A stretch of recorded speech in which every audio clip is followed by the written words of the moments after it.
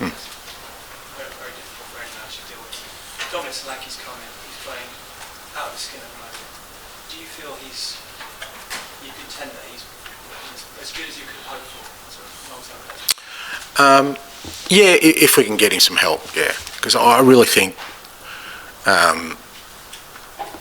Dom's just been outstanding in the way he's just sort of carried the front line in many respects for us during this period. And, you've got to put, again, context of the way we play. We put a lot of demands on that position, in terms of it's not just him sort of standing up there and scoring goals, it's working hard for the team. And I really think if we'd had some, if Richie was available, I think we would have, I think he would have been able to contribute even greater for us in terms of his output in goals. But I really love what he brings to us as a team. From a football perspective, from a sort of cultural perspective. I mean, I think the other growth we've seen in recent times is just him and sort of Decky becoming leaders, on-field leaders in the team, and again with Dom obviously being a new player, he probably would have been easier for him sort of just to slip in and try and do his job, but he's taken on the responsibility of helping the whole team. So look, I think, like I said, he's been great for us. And I really feel there's more to him and his game, and we'll be able to get more out of him if we can get him some help. It wasn't like he was cheap, he was the most expensive signing. But, hindsight's easy now because he's playing so well for Tottenham. But were you slightly surprised that there weren't more clubs in for him in the summer, given how rare it is to find a striker? Oh, no, I mean, I don't know who else was in for him. I'm just glad we got him. I think you'll find in terms of outlay, if you're trying to sign a striker, sort of with proven pedigree these days, it's pretty hard not to sort of spend, because, like I said, clubs know how difficult it is to get those types. Especially, for me, Dom was kind of proven in that, sometimes when they play in other leagues, you go, okay, how are they going to go in the Premier League? But he'd already done it in the Premier League, and he'd shown some real growth in his time at Bournemouth. So nothing's a sure thing, but I really thought it was a real kind of safe bet for us that we knew what we were getting. We're getting a proven sort of Premier League striker that was going to fit into our style of play, which is the most important thing. But even in terms of sort of what I was hoping for, I think he's exceeded that in my mind. Just one question on Lucas. Before he signed, sort of watching the videos before he came out, his driving runs, which we've seen in the last few games, did remind me a little bit of the way Jude Bellingham runs forward, and also the fact that he seems to be able to play in all of the central midfield positions. Is he almost from a similar mould? Hard to say in terms of, it's always hard sort of comparing players, but he does seem to have that sort of unique ability unique sort of traits of being able to play those different kind of roles in midfield. So, usually midfielders will tend to sort of one way or another, but he seems to be able to sort of,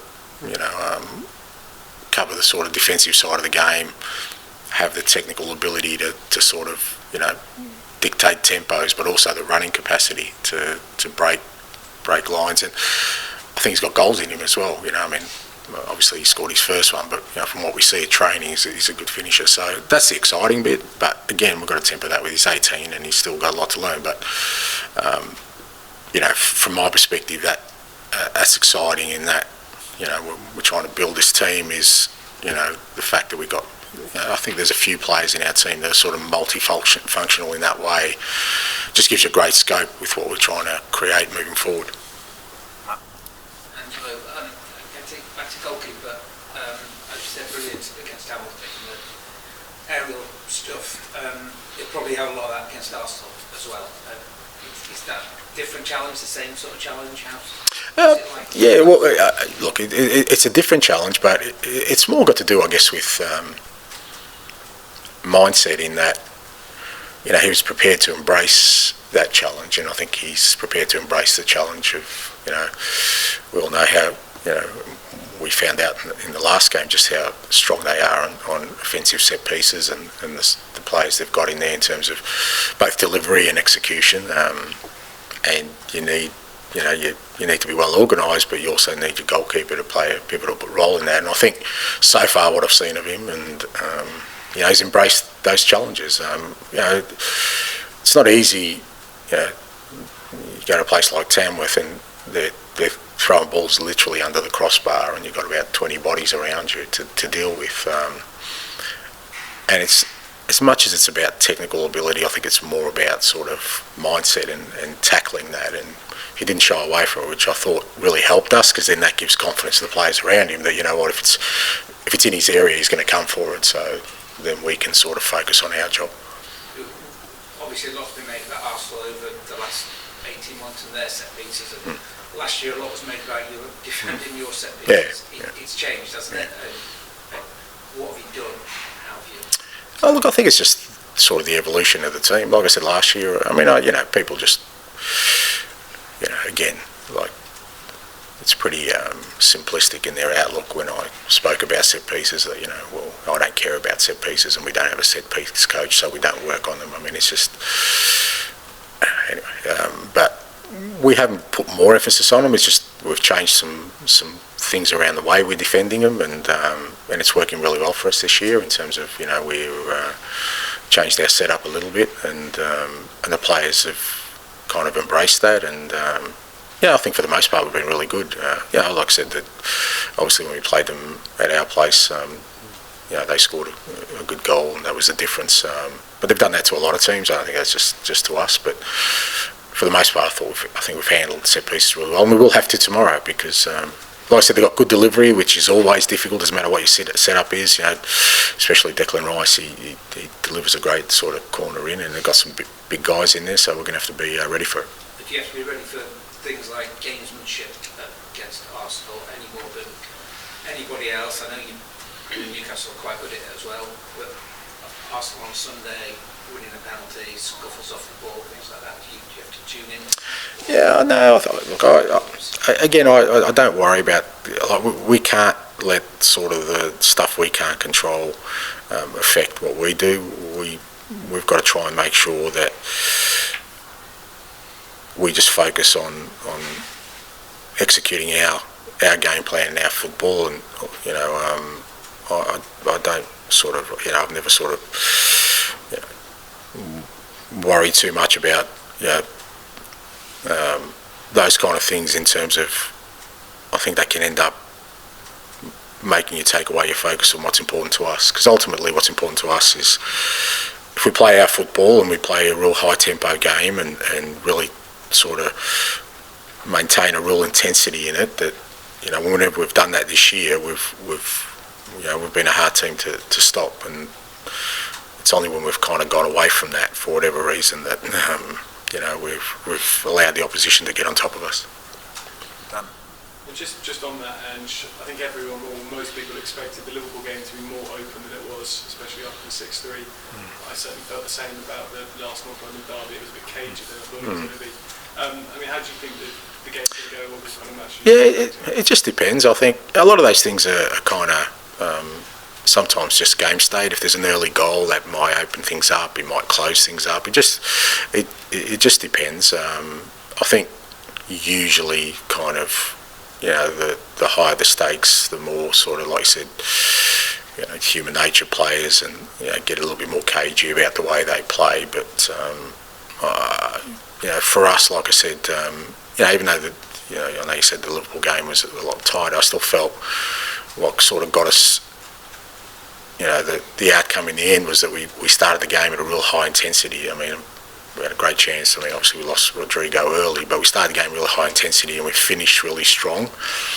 And I think we've probably finished stronger in that game because of, we maintained a real high tempo in that first half, and I think it'll be important tomorrow night as well that we start the game really well, try and play as high tempo as possible, and then hopefully the physical conditioning we have allows us to sort of get on top of them late. You talk about an early goal there. It feels like it's a difficult moment for Arsenal when the confidence is a bit low in front of goal. There's a bit of unrest from the crowd. Can you use that? You know, if you go ahead early, or even if you keep it tight for a long period. Yeah, look, again, they're the kind of things that, you know, you may say that, but I don't. That's not how I prepare for a game. I'm preparing for a game that, you know, Arsenal are going to be at their best, and if Arsenal are going to be at their best, we're going to have to be ready for that. If we go into a game thinking that maybe they're just not at it, then I think you fall into, you know, a trap of not preparing in the right way, because irrespective, their form up until the last couple of games was pretty compelling. If anything, I was reading how, you know, they turned things around pretty significantly, and I think they had. I think once you know, Odegaard came back in the team, they were looking very, very strong. Look at their results apart, and like I said, it's really the last couple of games where people have sort of all of a sudden dropped off them, and that's the nature of football these days. You know, it's like a week, 10 days, all of a sudden, you know, somebody who, you know, people were saying was flying, all of a sudden is struggling. I don't buy into that. I still think they're one of the top teams in the country. They've got some fantastic footballers. They're well organised. They work hard for each other, and it's going to take a massive effort for us to knock them over. And finally, for me, Archie Gray, you keep saying he's not a centre-back. For an 18-year-old, it strikes me he looks quite good there. Is that because he doesn't want to play there, or is that just because that's fundamentally not his position? Could he end up there?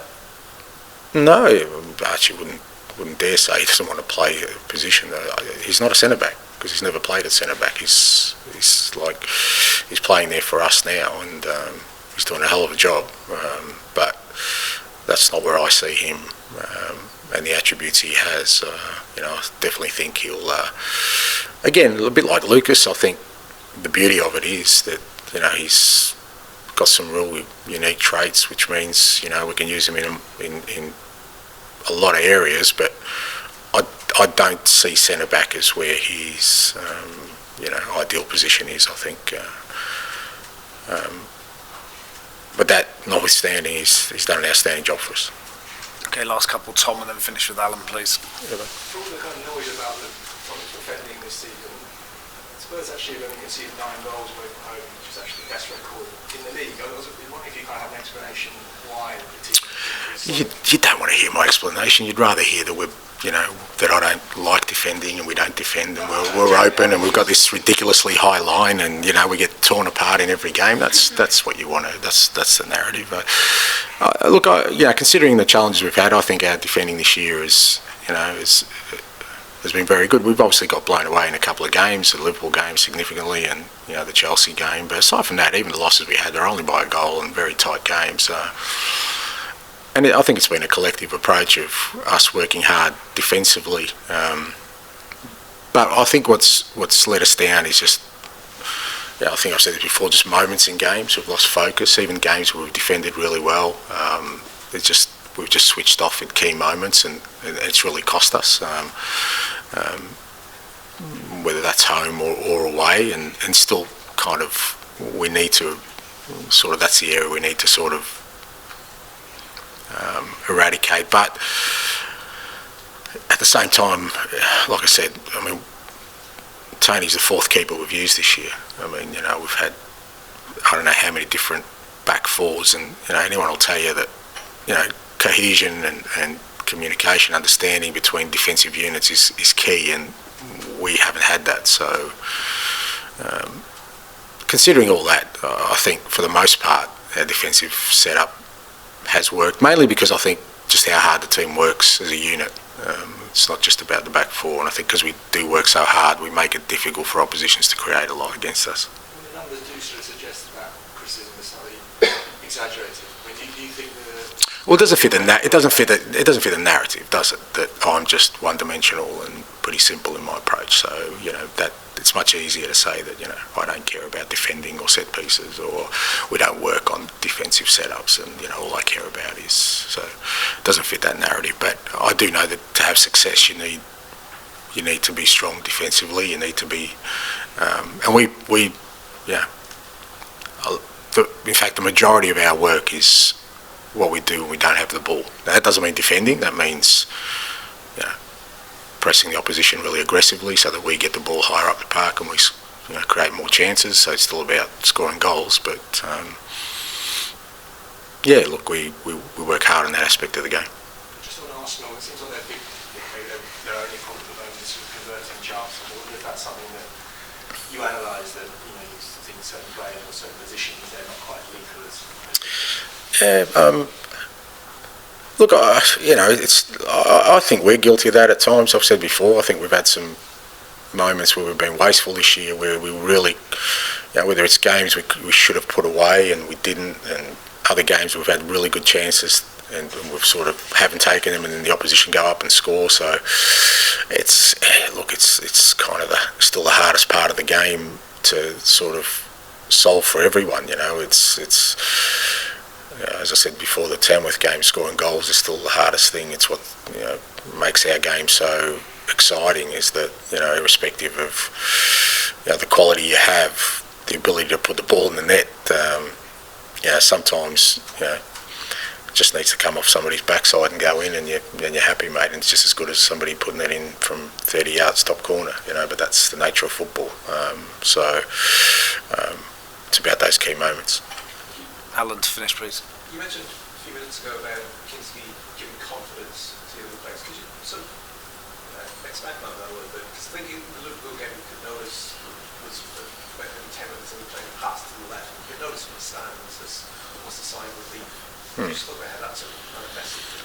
Well, I guess, it happens, I guess, with every new player, but particularly a key position like goalkeeper. I think it does give some,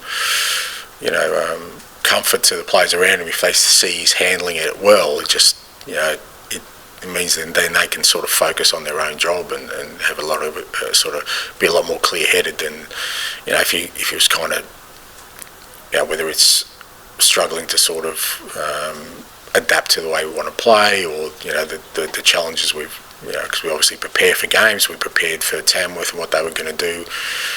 We knew every time they had a throw in their half, it's going to come in the box. So how are we going to deal with it? This is how we want to deal with it. But that's all great in theory. Then you've got to go. And I think when he came out for the first two and caught them, then the players around go, okay, well, he's got this. So if he's got this, I've got to make sure. Whereas, if he didn't and there was uncertainty there, then I think that tends to filter through the whole team. How does that differ between Anfield when it comes to adapting to the style of play as a new side? Oh, because it's a more pivotal role, because you kind of, you understand the consequences of them, a goalkeeper not sort of feeling comfortable is because he's usually required in key moments, whereas a player, yes, there are key moments, but there's also other parts of the game where he can sort of settle into it and kind of find his feet and work his way through any issues he may have. Whereas, like I said, a goalkeeper, for the most part, whenever he's involved, whether it's with the ball or without the ball, it's a pretty key moment. So his ability to sort of just fit in really quickly has helped us enormously. Okay, thank you. Thank you.